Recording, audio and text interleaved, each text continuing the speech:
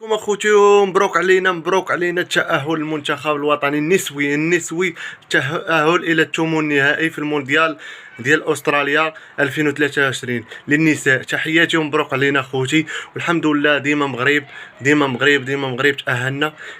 كما كتشوفوا معنا اليوم تأهلنا، ربحنا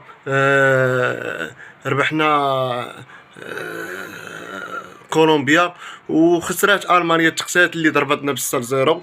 واليوم تطورت الكره المغربيه رجالا ونساء، وكذلك مبروك علينا التأهل الى الثمن النهائي، ومبروك علينا والله على الروينه. ان شاء الله طحنا مع فرنسا، غادي نضربوا فرنسا ونتأهلوا الى الربع. دابا تأهلنا للثمن، وان شاء الله نديروا شي حاجه. ما تنساش لايك الفيديو، ابوني وديزلايك.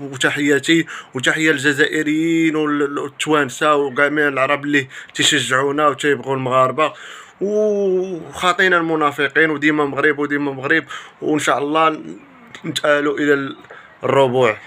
النساء خطرين، جابوا العز.